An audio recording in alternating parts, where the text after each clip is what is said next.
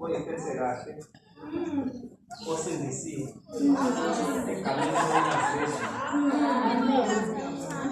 Bantwana, njengoba silapha sizofundisana ngokuthi uShembe ufuna sibe yini, nokuthi uShembe uthanda umuntu aziphathe kanjani, nokuthi njengoba sithi samaNazaretha siyini. Awuphinde konje uthe iNazaretha yini, awubhuqe sesikhuluma. Awubhuqe nje ikoni-ke manje ungitshela ukuthi uthe iNazaretha yini. Inyosizwe. Mina ngithe iNazaretha umuntu ohamba owazi umthetho wamaNazaretha. Umuntu owazi ukushumayela. Umuntu ohlabelelayo esefeni. Umuntu ohambise izifungo. Umuntu ohamba isondo.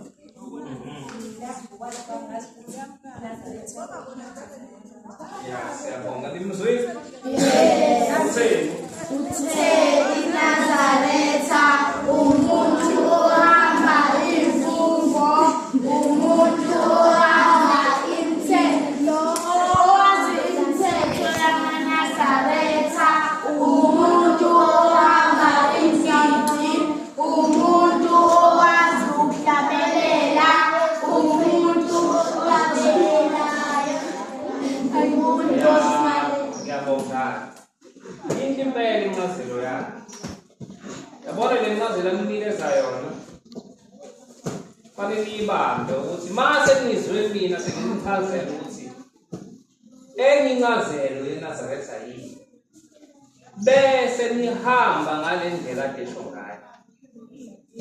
Uma uzoba yiNazaretha,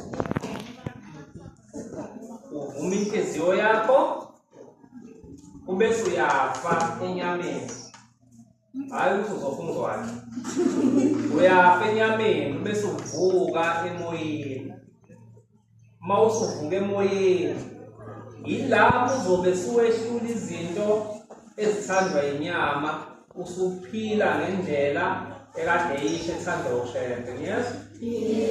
iNazaretha umuntu enye incazelo yesibili. Impilo yakhe injani? Ilawulwa uNkulunkulu, elala, evuka, ehamba, ngisho ekhuluma, usuke selawulwa umthetho kaNkulunkulu. iNazaretha likhuluma noma yini. iNazaretha ulimi lalo alihlakazekile nje, inkamba iphume limi leNazaretha. Abathuki abantu uma uyinhlansi ukuthi iNazaretha niyezwa. Asibathuki abantu thina ngoba sini singamaNazaretha. Okusho ukuthi iNazaretha umuntu olawulwa umthetho kaNkulunkulu, elala, evuka, ehamba, impilo yakhe yonke ulawulwa umthetho kaNkulunkulu. Niyezwa? Yini iNazaretha? Ngencazelo yesibili. iNazaretha umuntu ohamba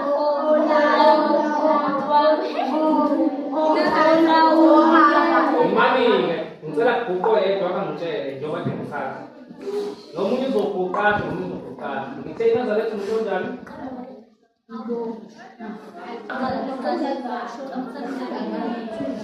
Awusukume wena ufake inathuka ngesu. Kade uchaza ngifuna ukuzwa. Ngithe iNazaretha umuntu onjani?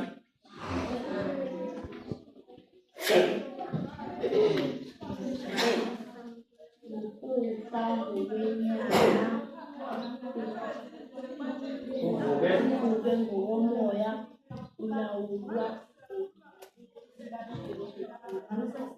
umthetho kaNkulunkulu, ulala, uvuka nomoha. Siyabonga. Ngizwile? Uma kuthiwa uyafa ngokwenyama, kusho ukuthi abantu abasuke bethanda ukuphuza utshwala bayabiyeka ngoba sebangamaNazaretha. Abantu akade bethuka inhlamba bayabiyeka ukuthuka inhlamba ngoba sebangamaNazaretha. Ngithi bese bephila ngomthetho kaNkulunkulu, othi umthetho kaNkulunkulu awuyithuki inhlamba muyiNazaretha, awubhema ugwayi muyiNazaretha, awuphuzi 1. Ningavumi ukuthunywa abantu benithuma utshwala la emgaqweni, yes? 2. Uma kuthiwa sesilawula umthetho kaNkulunkulu silala sivuka. Angithi ngamafeyidi agundwayo manje.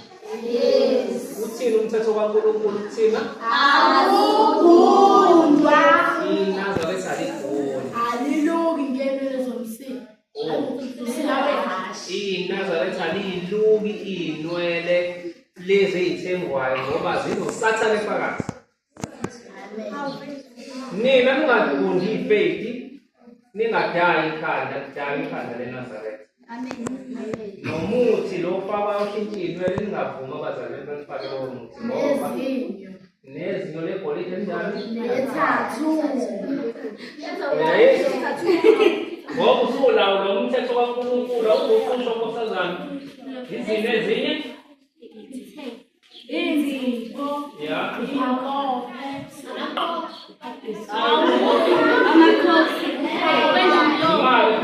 Ukubona iy'bale zonke izinto iNazaretha eningazenzi nilalele nina niyezwa ulalela iNazaretha yile engayenzi uthe asiyifaki inzipho niyezwa nanenye ya nemikhafu qinisile ya ya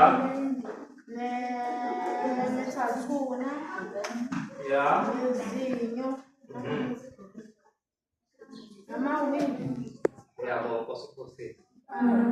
Umuntu waselawula umthetho kaNkulunkulu lezi zinto zinhle emhlabeni ukuthi uma ufaka iwivi bayakuncoma kuthiwa uyababa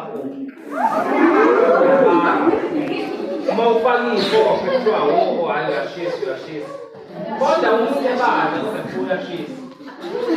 Mina-ke nibahle ninje uNkulunkulu umthanda ninje ningayifani nezinto ekuthiwa amawivi iy'nkophe iy'nzipho zane iy'nzipho zethu njengoba sinale iy'nzipho nje uma sesifaka iy'nzipho ezinye kusho ukuthi siyamsola ushena ukuthi wasidalelani njengoba sibahle kanje thina siyamsola uNkulunkulu ukuthi shembe wasidalelani zanje sesifuna ukufaka ezinye iy'nzipho thina sifuna ukufaka iy'nkophe thina sifaka iwivi ongayazi washona ngemuntu yagundwa kuyena. Iyona indlela-ke leyo yokulawulwa umthetho kaNkulunkulu ulala uvuka. Nokudla esikudlayo siyakukhetha abantu abantu. Njengoba sidla sikhetha ngeke nokwazi. Khona idimoni elisuka. Yini iNazaretha engayidli? Awugoqi ngizwe Nkosazana. Ya.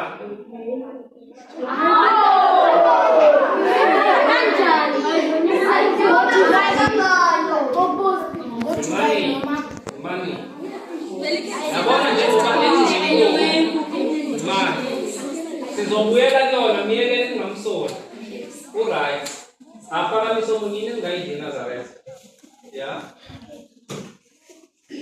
iNazaretha engayidli inyama yenkukhu. Inyama yenkukhu ayidli bekuJulayi noma Ya. Ya. Nesinkwa lezinto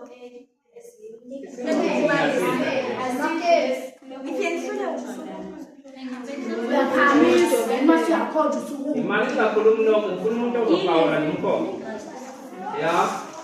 Yini enye engayidli iNazaretha? Iy'lwane kuthiwa zehlukanisile inselo ziningi kakhulu onogwaja sibadle thina ngoba nina nizozingela ama sudli. Uma ufika kamakela naye ukhanga ngefoni ngizoyithatha ibethe.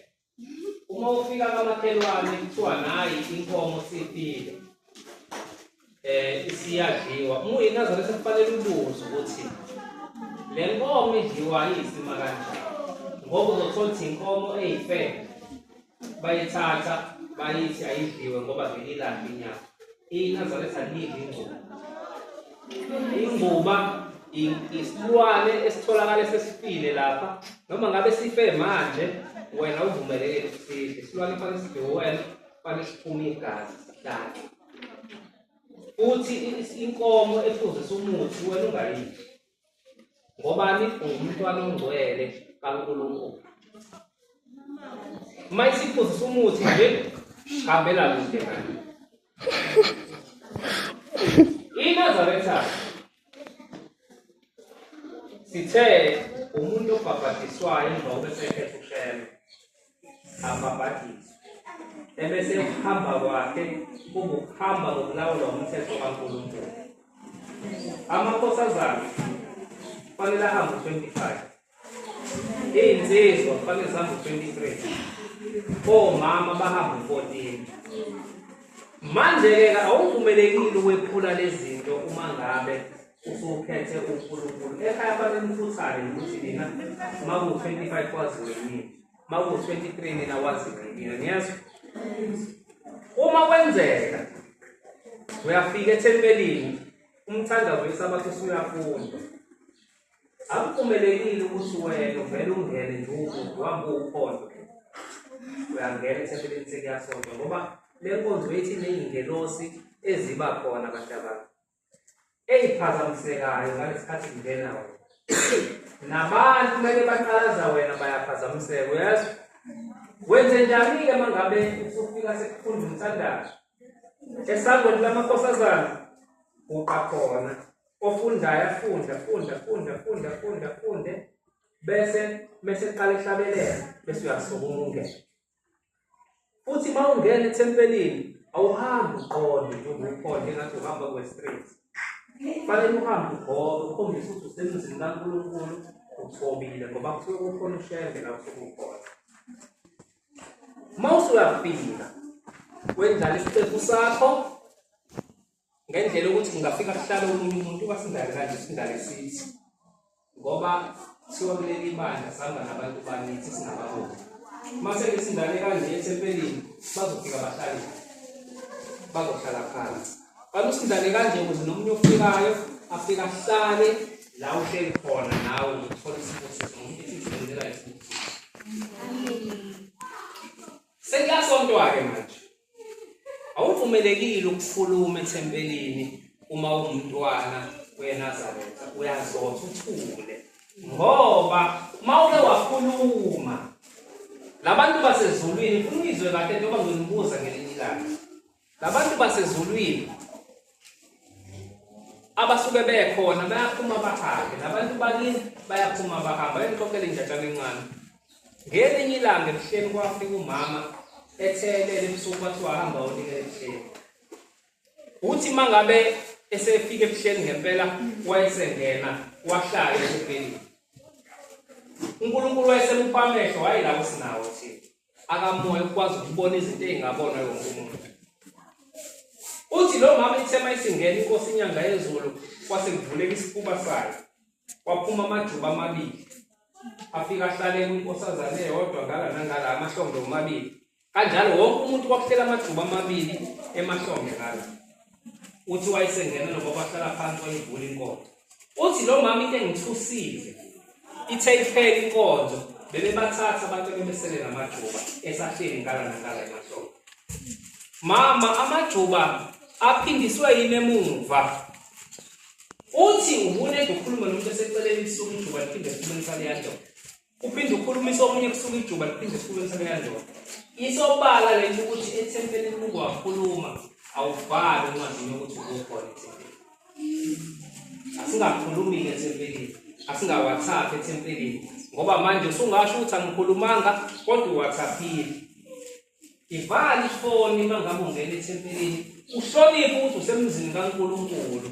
Ungathi usethempelini uyachetha wenza yonke into ngoba ngeke uze ubhale futhi nabantu abaningi bazophika ezulwini ngoba wena uyachetha usesontweni. Uma kuhlatshelelwa cula uNazaretha nawe ngoba izinto ekuzomakwa ngazo uma ngizothi makumakwe ngejiti yasezulwini kuthiwa inkosazana isibanibani likhona iculile. Yebo. Mase kuguqile yebo. Oh, makuthiwa inkonzo bekwe yamakhosazana isukumile yasho ukuthi yampila emshana. Yebo isukumile. Kuyabhala ukuthi ubekhona ngaleyo kanje. Niyezwa? Ake kuthiwe niyagula-ke manje. Khona abagulayo wena.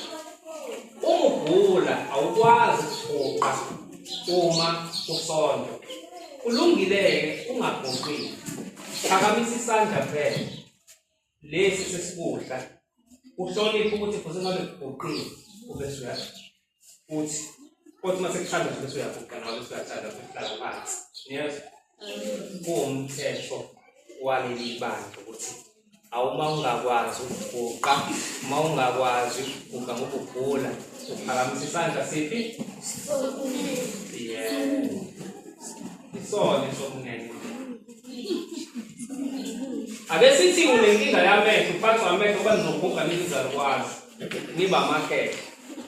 Khona isikhathi esikuficayo ukuthi isihlabelelo uma usibuka manje wena awusaboni kubhala ukuthini.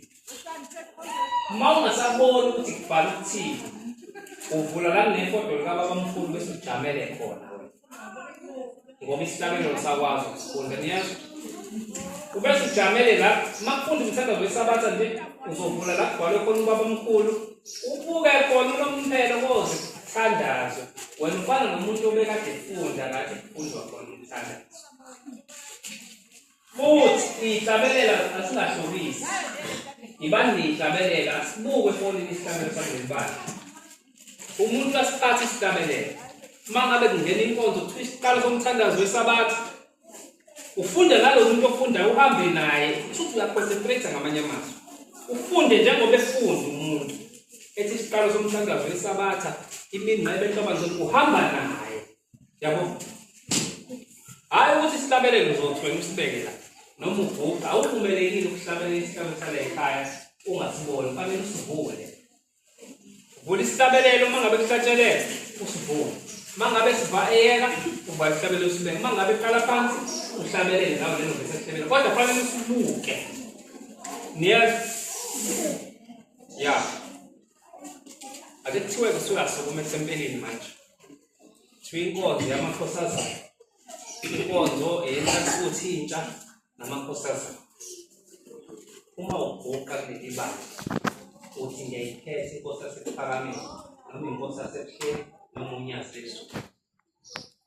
Awusho ukuthi mayingikhethe inkosi. Ngoba usuyayitshela manje inkosi ukuthi ayenzi. Siyafundisana phela noma ngabe ukasho umuntu usuke engani. Kodwa okwala ekhaya uvumelekile ukuphela uShembe ukuthi akakhethe wena.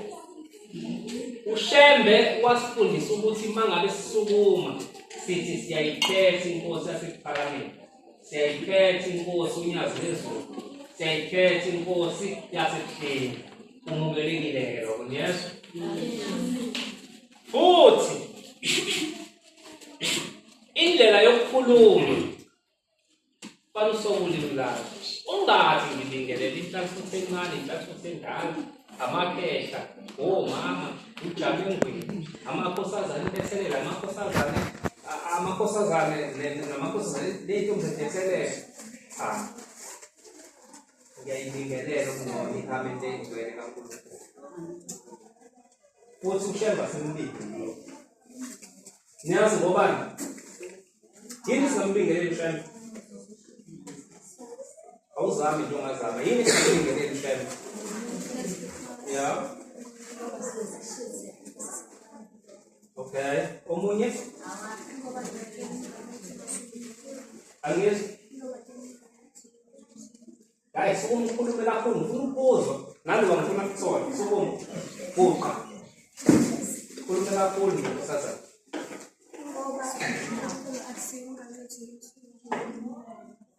Correct. uShembe uthi akasiyo umngani wethu. Ngeke sikwazi ukubingelela uNkulunkulu. uShembe asimbingelele ngoba akusiyo umngani wethu. Ngeke sikwazi ukubingelela uNkulunkulu. Uvuma thini uShembe mosithe ngiyakubingelela Shembe? Uvuma thini yona? Asimbingelele uShembe ngoba akasiyo umuntu. Mase simbingelele simenze umuntu. Akabingelele uNkulunkulu. okungcono ngathi uyakhuleka esihlalweni sasezulwini yezwa kunokuthi sawubona shembe hawu uzothi ngiyeke umntanami akaphingelele ushembe okungcono ngathini siyakhuleka esihlalweni sasezulwini kunokuthi sawubona shembe ngiyayibingelela inkosi yasePhalamende izobunithile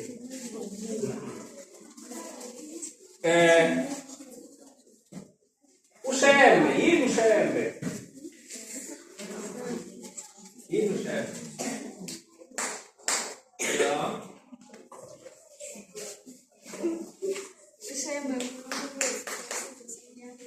ya uNkulunkulu wethu osinasidlo semnyama omunye uthini ya ake siuchazele umuntu ongakholwa-ke manje ngifuna abe ne-understanding ethi ushembe yini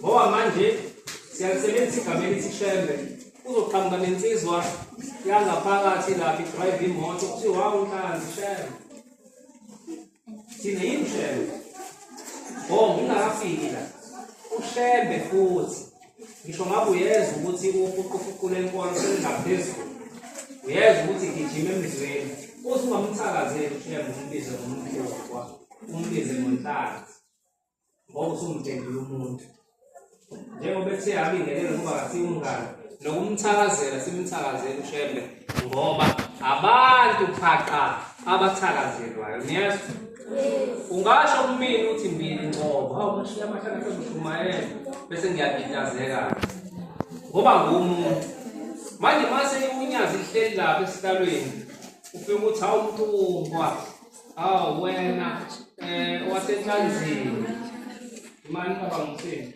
uyafika inkosi ihlele ePulpit usuthi Mtungwa wena waseNhlanzini usuyisengile umuntu ofana nathi nyabo abantu ababingelelwayo abantu futhi abathakazelwayo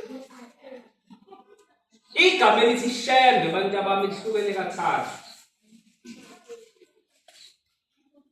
khona ushembe wokuqala isibongo sabantu bakashembe ethi niyazi baningi abantu bakashembe abangeyona uNkulunkulu khona kube khona ishembe igama elaqanjwa uGombele zalo kwathiwa igama lakhe ushembe hlukene okwesibili lo okwesithathu khona ushembe umoya oyingcwele nosinawo njengamanje nabaseGoli banayo nabaseMkhomazi banayo nabasePortshepstone banayo igama elithi shembe lihlukene kathathu khona ushembe isibongo khona ushembe igama khona ushembe umoya oyingcwele nina nikhonza kuphi lokuthathu aniphendule phela nami ushembe konje uhlukene kangaka ke ningiphendule kathathu ya ngibalele okokuqala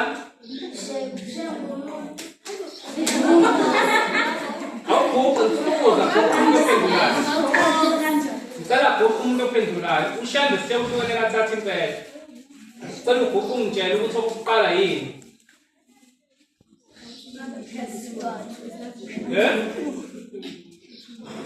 phela awuzoshiya ukuthi uvendile uyazama nawe gogo ungitshele ngicela ugogo ungitshele ngisafuna lapha bavilapha ngiyaphendula ngicela lapha ushembe siyawuhlukene kathathu okokuqala awugogo ngizwe ndoda gogo uNkulunkulu ukhulume kakhulu futhi musukusaba ngoba mhlawumbe uright suka umkhulumi gogo ushembe yokuqala yini khuluma kakhulu hlala phansi okwesibili igama okwesibili ubani uphendulile ubani awugoqozi ushembe unjani esibili okay ngiyabona okwesithathu niyazi suka namhlanje seniyazi ukuthi makukhulunywa ngoshembe sekubuza umuntu efukhonza muphi ushembe khona ushembe ade ngihlangana naye la ehamba ngevene hawu ukuthi cha lowo wakashembe ngowesibongo mina engimkhonzayo akekho la ngokwenyama kodwa ukhona ngokomoya mina ngihamba nomoya oyingcwele ogama lawo lushembe ngiyezwa Ya. Abantu isikhathi abanaso. Seku-12. Oh, ake sihambe kancane. Bese ngiyadedela abantwana ukuze niyodlala futhi nami. Niyabona-ke njengoba uShembe sesikhethile nje. Isiphi isizathu esadala abhale iy'ngoma zingu-242? Ufuna ukubona ukuthi ingqondo isebenza iyashesha yini? Wayibhala zawu-242 iy'ngoma wenzelani lokho?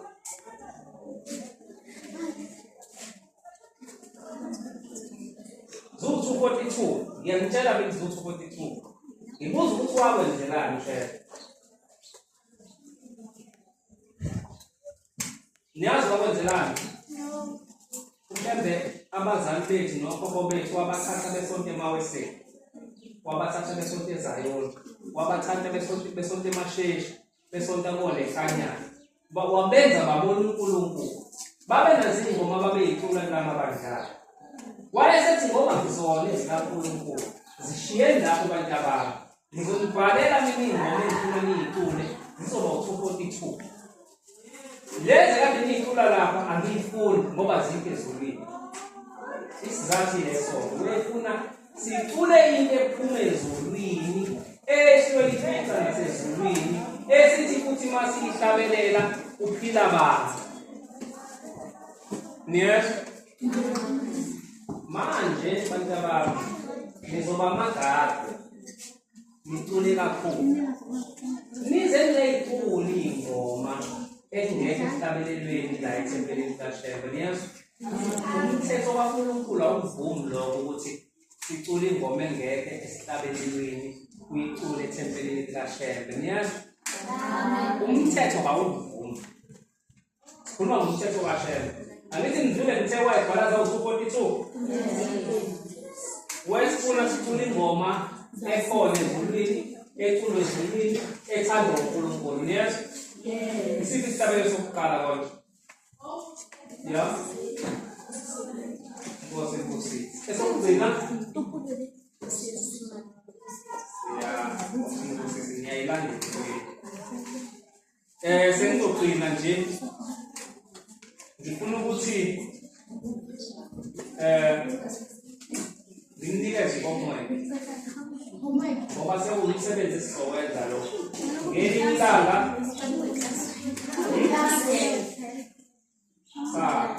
into engizobuya nawo next week. Abazobe bekhona. Ngilaleleni. Ngifuna umuntu uma egoduka amakhosazana. Ngifuna abuya ngitshele, ibhale phansi emafonini sengingawaphatha amafoni manje. Nika insizwa ubona phethe ifoni. Bhala. Lalelani. Ngifuna amakhosazane angibuyele ngayiphendule le nto manje. Axoxe indaba ekade siyikhuluma namhlanje. Ayifuna ayibhale phansi azopresenta. Ukuthi siqale la sagcina. Ngifuna nesabathengisayo. Nibuye nizoxoxa ethempelini ukuthi sifundeni.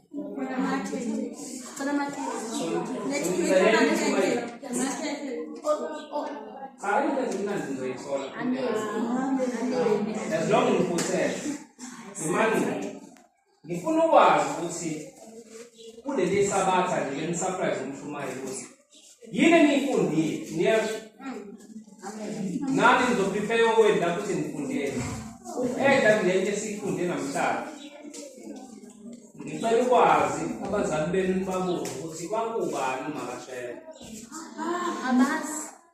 Abazi. Bakwakho uma wakho Shembe. Ubaba kaShembe kwakubani. Ibhale imfazi leyo. Niyezwa? Ngithenga niphendule manje. I-homework sizokwenza into esopresenta ngayo nesabathengisayo. Sibese siya-eda upresenta into esikhuluma ngayo namhlanje. Imali futhukani. Ngilalele phela. Imali. uma sizopresenta sizoqala ekuqaleni ukuthi mawuvuka uthi into esiyifundile uthi iNazaretha alibholi alisheli alidayi iNazaretha lihlukene kathathu usuyachaza ukuthi yini kuze kube yi-3 iNazaretha yini ubese uyachaza ukuthi umuntu onjani olawula umthetho kaNkulunkulu ngaso sonke isikhathi elala evuka ehamba uselawula umthetho kaShembe iNazaretha. Ngizama ukubelela ngescope sokuthi uma uprepare uzoyipresenta ngesabatha elizayo la uNkulunkulu azobapha ithuba ngicela ukhulume ngalokhu nalokhu ubese uya-eda-ke ungakaShembe ubani ubaba kaShembe ubani uzobuza abazali phela bazokutshela umkhulu kaShembe kwakubani ukhokho wakhe kwakubani Apela siyasebenza la. Ake ilokhu ndokuthatha. Ubani bakaShembe? Ubani bakaShembe? Ubani bakaShembe? Ubani ukhokho wakhe? Umkhulu wakhe ubani? Usikole. Uma umkhulu, ubaba, ukhokho. Ya, oba namhlanje ke bantwana ngiyabonga kakhulu ngicela sivale ngesigabelelo ku-24 mina ngingumntwana siphi isigabelelo John umuntu ngimelana kanjani okay lesazi ngesabatha elizayo kodwa ngifuna kube yini awuthi isigabelelo umfanami hambisa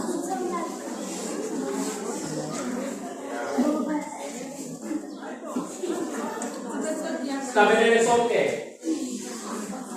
Nisifunde noma ngifuna nistabelele ngesabatha elizayo. Amen.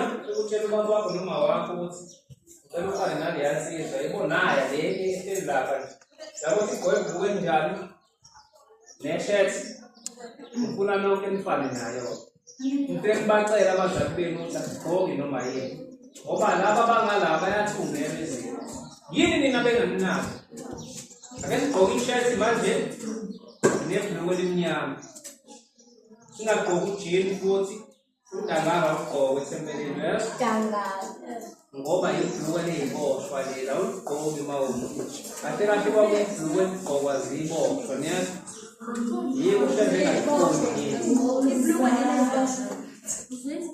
sesikhuluma ngodangala ukuthi kahle kahle uhleze akalithandi kwakuyiyunifomu yabantu ababoshiwe le ngokomthetho masize sohlulekile fanele sihlonipheke ngicela ukuthi ucele kumama ukuthi ubaba bakuthengele ibhluke elimnyama nawe ufane naleya nsizwa yes nizoba bahle nje uma kuyisabatha ngoba sinalo ibheshu thina sisebancane ugqoke ibhluke elimnyama neshati elimhlophe yes ya ngiyabonga sizolibiza makuba bese kuyele mfethu kululekakile kuyodlala kwamanje